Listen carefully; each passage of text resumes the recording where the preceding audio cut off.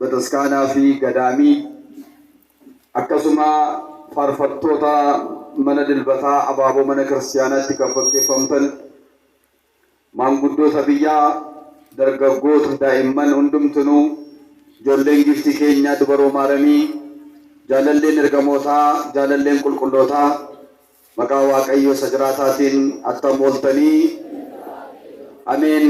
Maqaan waaqa abboolii keenyaa waaqa jiraataa bara baraa jaallatamtuu fi kabajamtuu hundumaan ol kan taate haadha isaa dubaroo maaramii wajjin qulqulloota ergamoota isaa marafaan toloota isaa fi wareegamtoota isaa hundumaa wajjin maqaan isaa yeroo hundumaa lafa kana hanga samiitti ba'a biiftuutiin immoo hanga lixa isheetti kaabaatti hanga kibbaatti uumama isaa gosaan 22 ta'anii uumaman lakkoomsaanii garuu haga kana kan hin jedhamne duratti kan sodaatamee kan galateeffamee nuuf haa ta'u. Tullu kana buqqa'iitii galaana keessatti darbatame yoo jettan sinii fi najajamaa. Wangeela Maatewos boqonnaa 21 lakkoomsaa 21. Akka yama waaqayyootti barumsni guyyaa kana waliin barannu waa'ee isa kanaa ta'a. Yoo shakkuu dhaabattan jedhe gooftaan keenya. Yoo shakkuu dhaabattanii yoomamuu dhaabattanii tullu kana buqqa'iitii darbatamii galaana keessa nagi dhaabadhu yoo jettanii siniif ajajamee darbatamee galaana keessan dhaabataa jedhe. Sagaleen kun amma akkasittiin gaafa laalanii hibboo fakkaata. Sagalee kana kitaaba qulqulluu irratti caafamee gaafa agarruu akkasumaan waan barreeffame namatti fakkaata. Maaliif jennaan tullu buqqisanii bakka inni jiru kaasuun sammuu namaatiin gaafa ilaalamu karaa adda biraa immoo namootumti ogummaa kanarratti meeshaa garaagaraadhaan tullu buqqisuudhaaf daandii baasuudhaaf warra hojjetan tullu tokko buqqisuu miti lafa olkaa tokko diriirsanii sadachaatti qixxeessuudhaaf nadaajii baay'ee fixa, yeroo baay'ee fixa, sibiila baay'ee nyaata. Garuu kun akkasumaan jechuma keenyaan qof kisaaraa tokko malee buqqa'uu danda'a, siniif ajajamuu danda'a, siniif deemuu danda'a jedhe. Kaayyoon barumsa kanaadhaa erga tullu akkasittiin buqqisuun hin danda'ama ta'e erga tulluudhaan buqqa'inee galaana keessa dhaabadhu jennaan nama ajajamee hin deeme erga ta'e rakkoo xixiqqoo ta'anii ofirraa kaasumaa dadhabne. Dhukkuba garaagaraa nu mudatanii iyyuma nu mudatanii nagaa dhabuu keenya ofirraa kaasumaa dadhabne. Wantoota akka tulluu guddatanii jiranii jireenya ijoollee addaam irratti gufuu ta'anii kan jiranii namni ofirraa kaasumaa dadhabe. Waan karoorfatee waan yaade kadhatee waaqayyo ofirraa fudhachuumaa dadhabe. Maal rakkoonsaa kan jedhus barumsa keenya keessatti kan ittiin goolabnudha. Waaqayyo hunda keenya nu haa barsiisu. Hubannaaf ogummaa waaqayyo hunda keenyaaf nu laatu. Jecha kana gooftaan keenya Iyyasuus Kiristoos kan inni dubbatee bara 33 keessa. Guyyaan isaa sanbata guddaa gaafa Hoosaa'inaan ba'ee borii isaa dafinoo ture.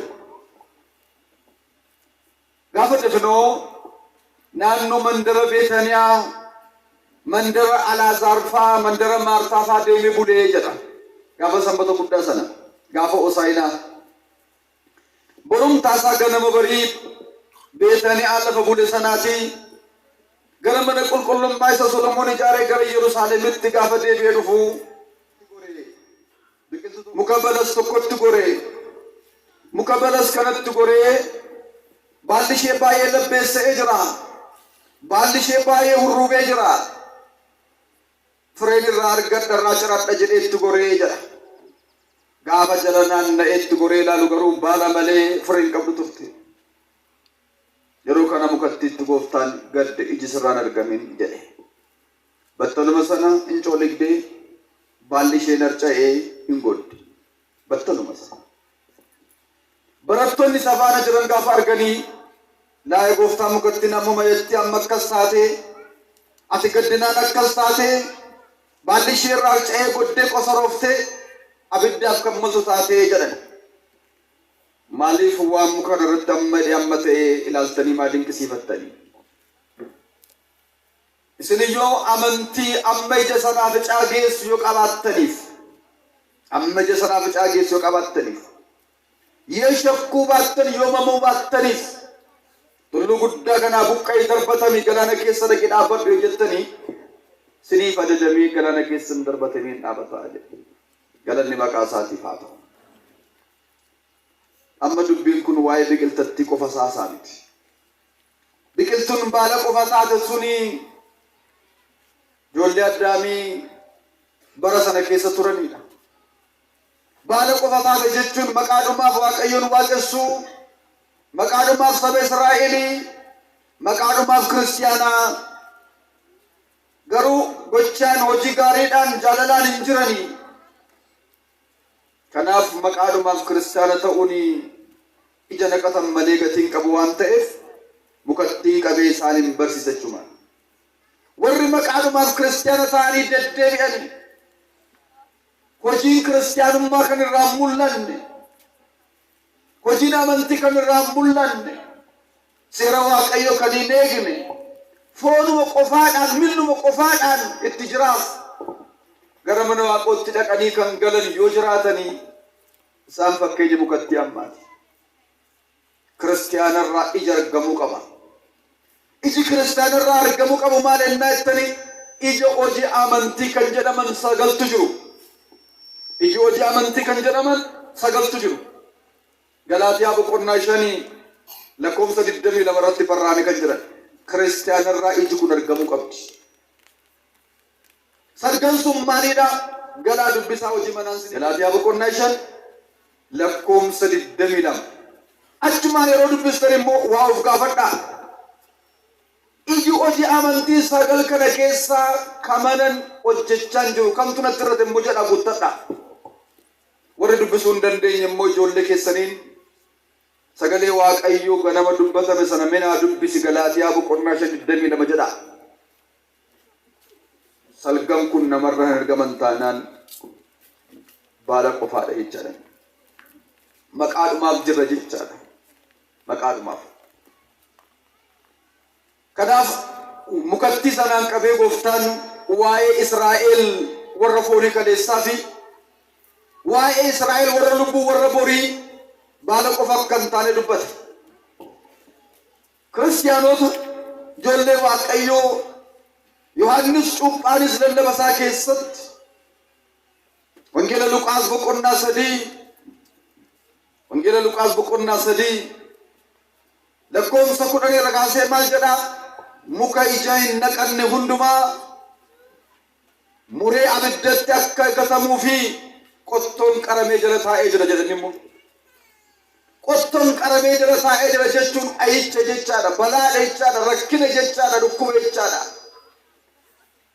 Hojjetanii barakaa dhabuu, nagaa dhabuu, akkas kanneen kana fakkaatan jechaadha. Jarana akka baala qofaa taaneef hin jiru turre. Akka baala qofaa taaneef hin jirru turre. Har'a hin geenye hin turre. Maaltu har'aan nu geeree innaa jettanii kadhannaa abboolii keenyaati. Kadhannaa ergamootaati. Kadhannaa haadha keenya durbee Maaramiiti. Kidaana Miratiiti. Waadaa isheeti. Maaliif jennaan Wangeela Luqaas boqonnaa 13 irratti ammas waa'ee biqiltuudhaaf waa'ee araarsummaa qulqullootaa akkas jedhee caafamee jira. Mukattiin kun eddan gaafa dhaabeetii ija naa naqachuu didde. Kanaafuu lafa na jalaa balleessu ishee mureen gata jedhee jedha abbaan biqilticha dhaabe. Yeroo kanaa hojjetoonni isaa yaa gooftaa mee murteen balleessin. Murtee balleessuun sirraa fagaatu. Baranaa fi itti soqnaa. Baranaa fi dallaatti ijaarra. bananaa fi faandoo madaabaraatti ganna kositti ganna. Garuu baranaaf nuyi faandootti nannee kositti nannee madaabaraatti nannee itti kotokkonne yoo ija naqachuu dhaabatteef bara garguttee gatanii kadhatanii jedha. Abbaan biqiltuu kana dhaabee siin dhiisee jedhee caafamee jira. Abbaan biqiltuu kanaa eenyudha? Biqiltuun jedhamte sun eenyudha? Murteen gatiin mee itti soqnaa kan jedhanii kadhatan sun eenyusaa hiika biraan barbaadu? Abbaan biqiltuu sanaa Waaqayyoodha, Gooftaa Yesuus Kiristoosidha. Biqiltuun jedhamte sun ijoollee Addaamiiti, kiristaanota warra lubbuuti. Ija dhaban jechuun hojii gaarii dhaban jechaadha. Nissaa galanii qorromne jechaadha. Garaa isaanii qulqulluu jaalalaan deddeebi'anii amanaan jiran jechaadha. Namni jaalala keessa hin jirre du'a keessa jira jedhee caafamee jira. Walii galtee tokkummaadhaan hin deddeebine jechaadha. Of tulummaan deddeebi'u malee kasoominni jiru jechaadha. Kan biraa kanneen kana fakkaatan. Yeroo kana lakki murteen gatiin warra jedhan hin banyusan ergamoota Waaqayyooti. Qulqulloota, raajota, barattoota, wareegamtoota, toloota hunda caalaatti immoo haadha keenya Kidaana Mihratiidha. Kadhannaa isaaniif jecha jirra jechaadha. Qulqulloonni gammoojjii keessatti, gadaamii keessatti, holqawwan keessatti hirkatanii kufanii dhagaa boraafatanii fixeensa raabanii warri rafaa jiran sun waa'ee mataa isaanii qofa miti, waa'ee keenya dabalata jechaadha. Kanaaf kitaaba ganamaa yeroo qiddaasii irratti dubbifame dhageessanitti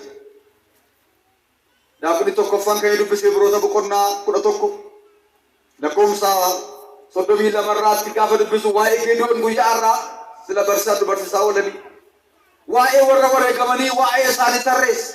Harmoota, abboota, obboloowwan isaan suni waadaan isaanii nu fayyada. Kanaaf isaaniif safuu jirra. Karaa dabraa ammasii waa'ee biqiltuu kanaan qabee waa'ee hirina amantootaan qabee ammas kan barsiifame tokko jira. Wangeela Maatewos boqonnaa 17 lakkoofsa 22 irratti sababa hirina amantii keessanii malee muka kana buqqa'ee deemi yoo jettani muki isinii dhaga'ee ajajame buqqa'ee hin deemaa jedhee caafame jira. Waa'ee maaliif dubbate isarratti immoo yennaa jettanii hafuura xuraa'aa tokkotu mucaa tokko qabee jedha. Hafuura seexanaa, hafuura jinniif mucaa tokko seenee. Kanaaf Gooftaan Yesuus Kiristoos barattoota immoo gara daarii addunyaa deemaa, gara uummataa deemaa, dhaqaa barsiisaa, hafuura xuraa'aa immoo isaan keessaa abboomaa baasaa. Hafuurri xuraa'aan isiniif abboomamaa jira. Aboo kana laatee fi gara namoota warra rakkatanitti ergee ture. Gaafa deeman garuu hafuurri xuraa'aan tokko mucaa tokko keessaa ba'uu dide. Onuma kadhatu, onuma abboomu, onuma ifatu gadhiisuu dide. Mucaa kana gara Gooftaadhaa qabanii fidan. Ilaa yaa Gooftaa baay'eetti dadhabnee, baay'eetti ijoollee hin abboomne, hin ifanne keessaa buqqa'uu dide. Jennaan Gooftaan immoo al takkaa hin abboomee, hin ifatee mucaa sana keessaa hafuurri xuraa'aan kun godaanee sokke. Galanni Waaqayyootiif haa ta'u. Godaanee sokke.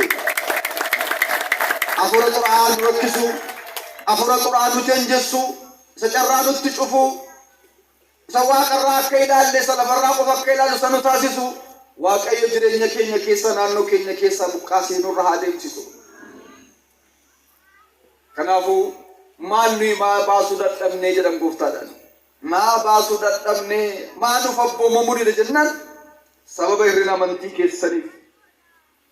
Sababa hirrina amantii keessaniif ammas amantii guutuu qabaattanii ammas amantii amma ija sanaa ficaa geessichi keessaa hafuura xuraa'aa kana baasu muka dheedaa muka guddaa kanaan buqqa'ee deeme yoo jettan ajajamee deemuu danda'a jedhe.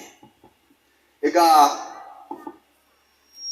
gaafa sana kanaaf dubbatame amma yeroo akkasittiin dubbatamu sammuu keessan keessatti yookaan warri hormoon waa'ee kanaa irratti waan baay'ee jedhaniiru.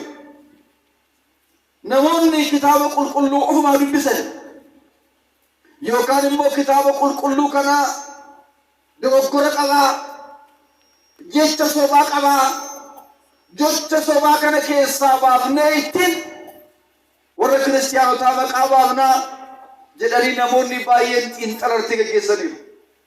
Nama tokkoon sinitti hima. Bara durduriiti kaasee edda kitaaba qulqulluun barreeffame kaasee namooti baay'een kitaaba qulqulluu dubbisaniiru. Beektonni biyya laa, beektonni addunyaa kanaadha.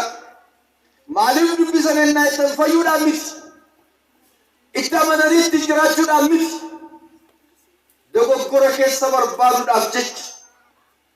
Kitaaba qulqulluun kuni maaliif kitaaba keenya isa kanuun barreessine kan addunyaan barreessite akkamittiin caalee argama, akkamittiin kitaaba isa guddaa jedhama jedhanii maqaa balleessuudhaaf yaalii guddaa gaggeessaniiru.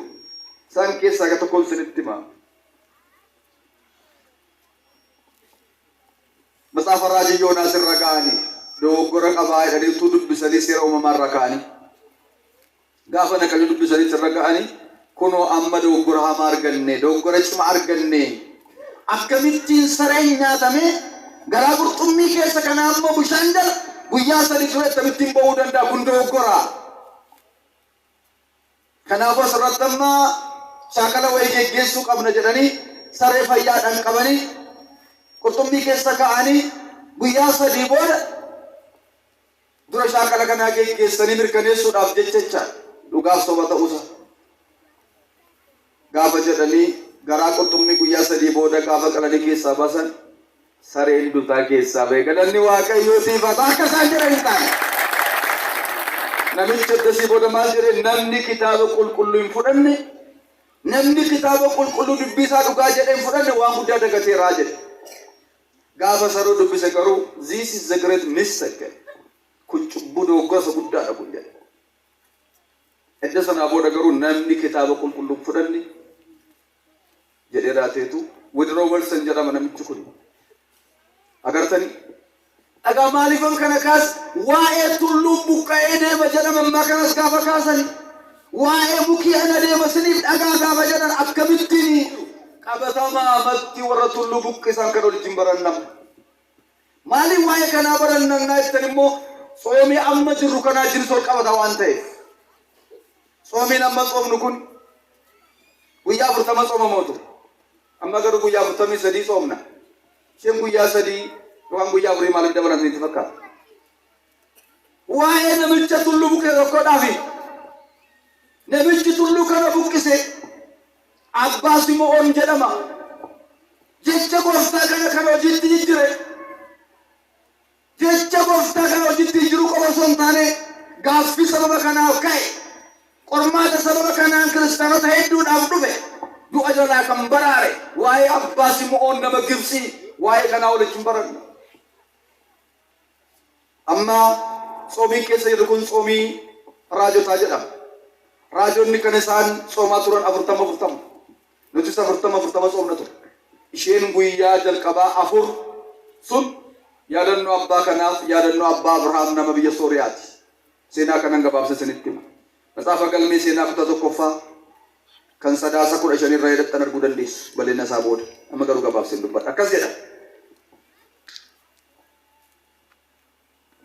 Abbaan amma siniin jedhu kun biyya Gibsii keessa jiraatu.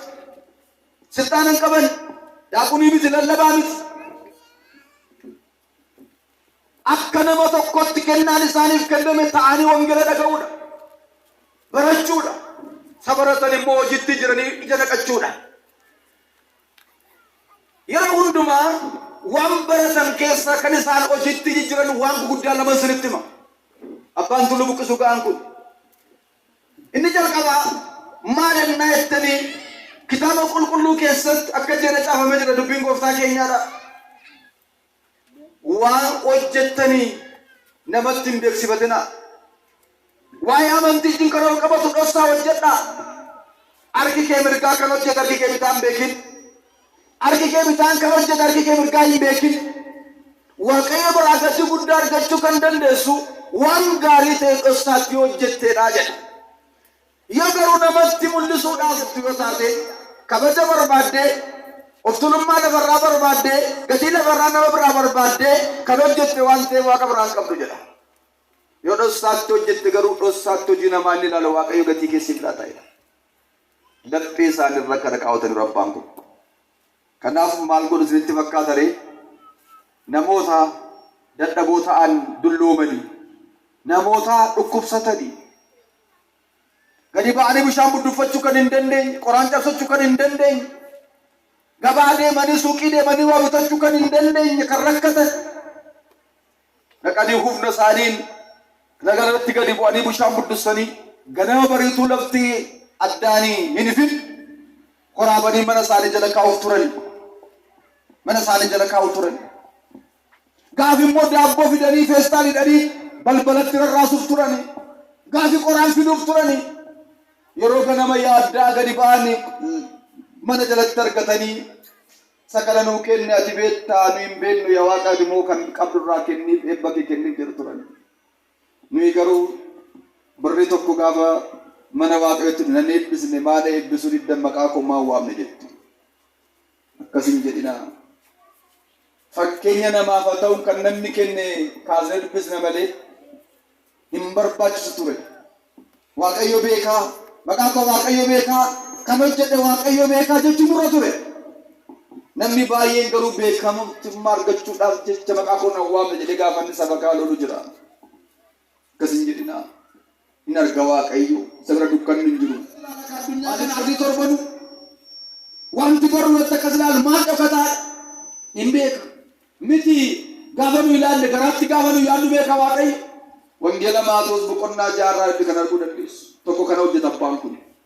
Kan lammataa maal hojjetannaa jettan inni lammaffaan Wangeela Maatoos boqonnaa 18 lakkoomsa 8-9 gubbaa irratti jecha cimaa tokkotu barreeffamee jira. Jechuun kun akkas jedha. Lakkoomsa 8 irraa harki kee yoo si gufachiise harka lama qabaattee mootummaa waaqayyoo dhabdee si olitti gadi bu'u kee harka si gufachiisu ofirraa muriitii harka tokkoon mootummaa qotti galu si hooyye jedha.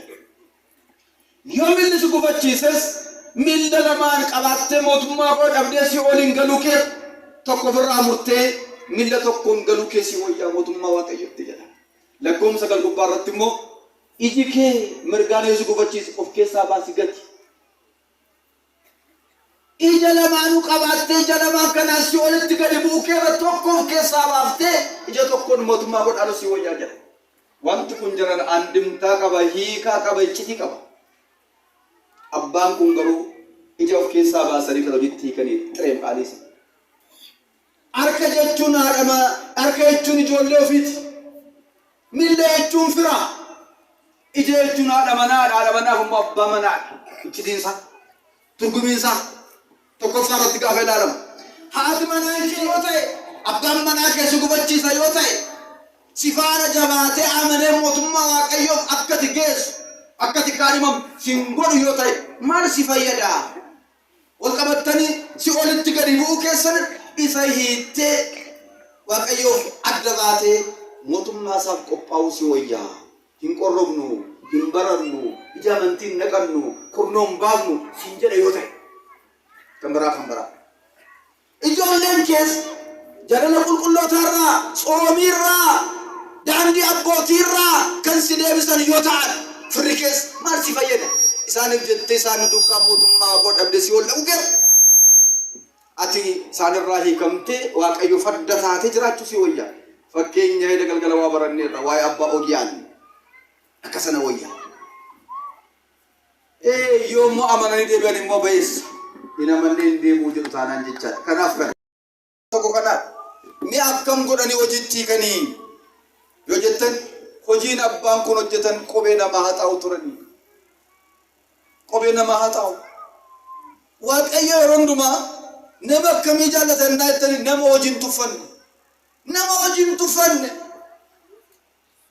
Isa hojjetu kana naa eebbisii naa barakachiisi jedhee hojii kan kamillee nama hojjetu waaqayyoon jaallata. Marree ruututu qarmii funaantu tarree hidda gooftaatti lakkaa'amte.